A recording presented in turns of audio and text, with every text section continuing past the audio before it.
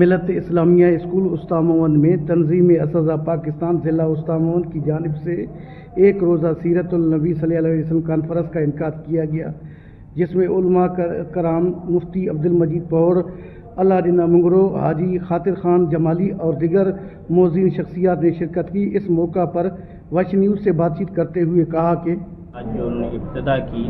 وہ سیرت کے عنوان سے کی،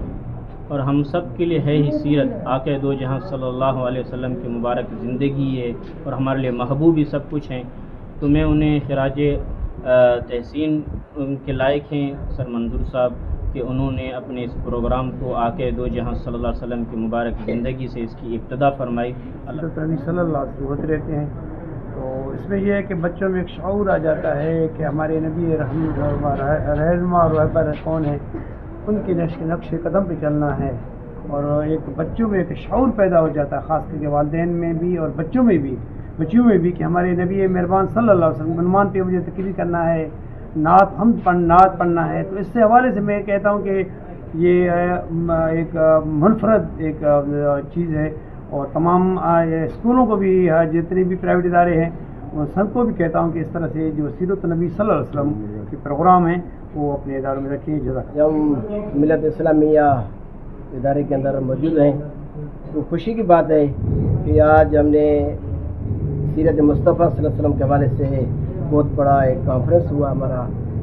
تمام دوستوں نے اپنے اپنے اظہار خیال کیا۔ میں یہ عرض ضرور کروں گا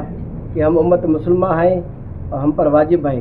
کہ ہماری زندگی جو کامیاب زندگی گزارنے کے لیے جو ہم کوشاں ہیں، تو ہم پر واجب ہوتا ہے کہ ہم اللہ کے رسول کے سنت کو اپنا کر کامیاب زندگی گزاریں گے۔ اس میں کامیابی دونوں جہانوں کی کامیابی کا آپ کوشش ہے۔ تقریب کے مقررین کا کہنا تھا کہ آپ صلی اللہ علیہ وسلم کی حیات مبارک ہمیں محبت، اخوت، برداشت اور احترام انسانیت کا پیغام دیتی ہے، جسے اپنائے بغیر معاشرہ امن کا گہوارہ بن نہیں سکتا۔ آخر میں اسکول انتظامیہ نے تمام مہمانوں کا شکریہ ادا کیا اور اس عزم کا اظہار کیا کہ طلباء کی دینی و اخلاقی تربیت کے لیے مستقبل میں بھی ایسی بامقصد تقاریب کا انعقاد جاری رکھا جائے گا۔